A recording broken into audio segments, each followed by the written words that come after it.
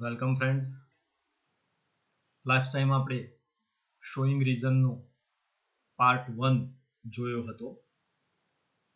આજે આપણે showing રીઝનનો part 2 જોઈશું.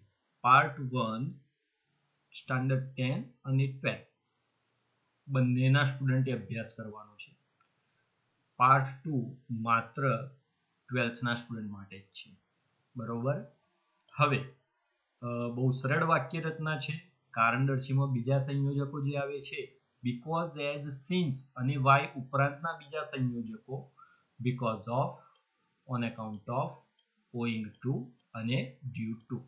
હવે ધ્યાન આપો, આની જે વાક્ય રચના છે આ વાક્ય રચના તમને યાદ હોય તો શોઈંગ કોન્ટ્રાસ્ટમાં ઇન્સ્પાઇટ ઓફ અને ડિસ્પાઇટ એમાં આપણે ચલાવી ચૂક્યા છીએ. તો ધ્યાન આપજો. પહેલી વસ્તુ, આઈનું માય, હીનું હિઝ, શીનું હર, યુનું યોર, વીનું અવર, દેનું ધેર અને નામ હોય તો એપોસ્ટ્રોફી એસ. બીજું, આ જે હાઇલાઇટ કર્યું છે કલરથી એને ધ્યાન રાખશો. ટુ બી નું બીઈંગ, ટુ બી નું being, to be, am is are was were, am is are was were, to be નું બીઈંગ. અન્ય શબ્દો. અને બીજી આ વસ્તુ છે ક્રિયાપદનું આઈએનજી, એટલે પ્લેનું પ્લેઇંગ, રીડનું રીડિંગ, વોચનું વોચિંગ. બરોબર, તમામ ક્રિયાપદના આઈએનજી અને અન્ય શબ્દો. હવે અગત્યની વસ્તુ પર ધ્યાન આપજો મિત્રો. જો પ્રથમ વાક્યના કર્તા અને બીજા વાક્યના કર્તા જુદા જુદા હોય તો જ my, his, her, your, our, their અને નામ એપોસ્ટ્રોફી એસ મૂકવું ફરજિયાત છે. આજે રજૂ કરે એ વાક્ય સમજશો એટલે વધુ ક્લિયર થઈ જશે. બીકોઝ, એઝ, સિન્સ કોમ્પ્લેક્સ વાક્ય રચના છે, જ્યારે because of, on account of, owing to, due to simple વાક્ય રચના છે, સાદી વાક્ય રચના. હવે સમજો, અહીંયા આપણે વાત કરી ટુ બીની અને ક્રિયાપદની.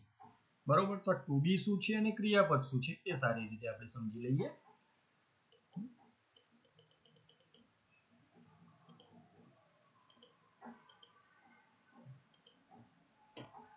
યાદ રાખો, વર્બ અને ટુ બી વાક્યમાં બીજા સ્થાને એટલે કે કર્તા પછી હોય છે.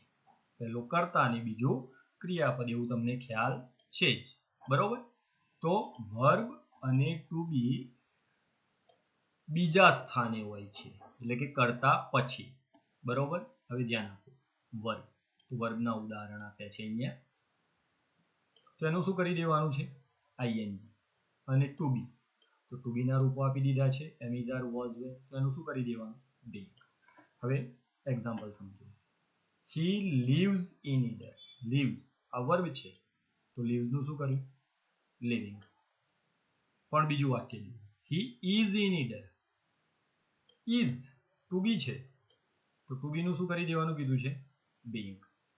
તો ધ્યાન આપજો મિત્રો, હી લીવ્સ એટલે હી નું શું કર્યું? હિઝ, જેમ ઉપર તમને નિયમોમાં સમજાવ્યું આગળ. અને ક્રિયાપદ લીવ્સ નું શું કરી દીધું? લિવિંગ. એ રીતે હી, તો હી નું શું કર્યું? હિઝ. અને ઇઝ ટુ બી નું શું કરી દીધું? બીંગ. બરોબર. તો બીજું એક ઉદાહરણ જોઈએ. Pooja is working hard.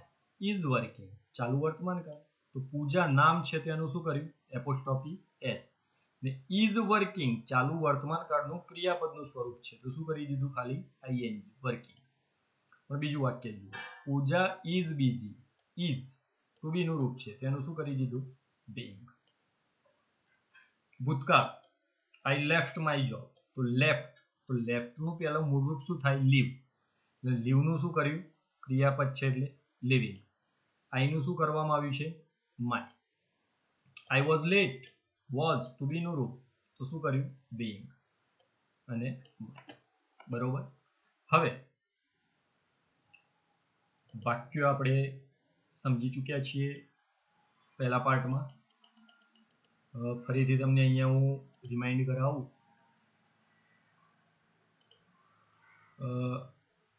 he does not attend the school because he is ill. તે સ્કૂલમાં હાજરી આપતો નથી કારણ કે તે બીમાર છે. અને સિન્સ શરૂઆતમાં હવે આપણે જોઈ ગયા છે પહેલા પાર્ટમાં, તો આ જે વાક્ય છે એને આપણે ક્યાં લાવી દીધું છે? આગળ લાવી દીધું છે. અને આ જે પરિણામ ધરાવતું વાક્ય હતું એ ક્યાં આવી ગયું છે? પાછળ. બરોબર.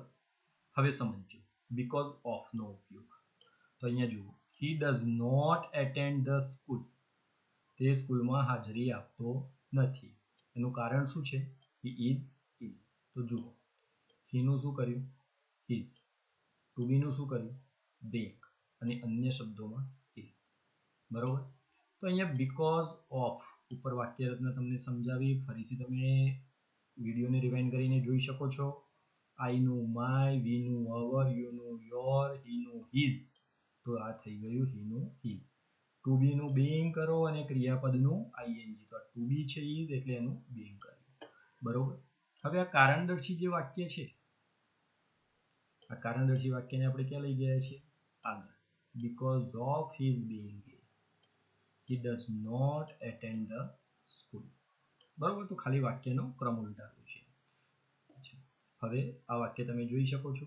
બીકોઝ વાળું વાક્ય સિન્સ વાક્યની શરૂઆતમાં લાવે એટલે આ કારણદર્શી વાક્યને આગળ લાવે અને પરિણામદર્શી વાક્યને પાછળ લઈ ગયા. હવે બીકોઝ ઓફ, તો બીકોઝ ઓફમાં જુઓ, શી નું શું કર્યું? હર.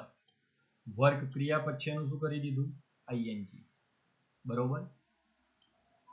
શી નું હર અને વર્ક ક્રિયાપદનું ing. તો ટુ બી નું being કરો ને ક્રિયાપદનું ing. અને છેલ્લા વાક્યમાં શું કર્યું છે? તો બીકોઝ ઓફને આપણે વાક્યની શરૂઆતમાં લઈ ગયા એટલે કે પાછળ જે કારણદર્શી વાક્ય છે એ પણ ક્યાં ગયું? એની સાથે સાથે આગળ જાય છે. બરોબર. હજુ એક ઉદાહરણ જોઈએ. Mihir could not pay his school fees because he is poor. Mihir પોતાની સ્કૂલ ફી ભરી શક્યો નહીં કારણ કે તે ગરીબ છે. તો ગરીબી એનું કારણ છે. તો સિન્સમાં કારણ ક્યાં ગયું? આગળ ગયું. હવે ધ્યાન આપજો, મિહિર એ જ હી ને. બરોબર. તો આ જે હી છે, આ વાક્ય આગળ લઈ જઈએ તો હીના સ્થાને શું લખવામાં આવ્યું છે? મિહિર લખવામાં આવ્યું છે. અને આ જે મિહિર વાળું વાક્ય પાછળ ગયું એમાં મિહિરના સ્થાને શું લખવામાં આવ્યું છે? અહીંયા હી કરી દેવામાં આવ્યું છે. બરોબર. અચ્છા, હવે ઓઈંગ ટુ થી જોઈએ આપણે. તો હી ઇઝ પુઅર. તો હી નું શું કર્યું? હિઝ. ઇઝ ટુ બી નું રૂપ છે એનું શું કર્યું? બીંગ. અને અન્ય શબ્દો પુઅર નું પુઅર. બરોબર. તો બહુ સરળ વાક્ય રચના છે, ખાસ કઈ છે નહીં આમાં. હજુ એક ઉદાહરણ જોઈ લઈએ મિત્રો આપણે. She could not attend the meeting because she was ill. તે મીટિંગમાં હાજરી આપી શકી નહીં કારણ કે તે બીમાર હતી. હવે બીકોઝ તો સિન્સમાં શું કરીએ છીએ? વાક્યને આપણે આગળ લઈ જઈએ છીએ. બરોબર. હવે બીકોઝ ઓફમાં જુઓ, તો કારણ કયું છે? She was ઇલ. તો શી નું શું કર્યું? હર. વોઝ ટુ બી નું રૂપ છે એનું શું કર્યું? બીંગ. અને ઇલ નું ઇલ.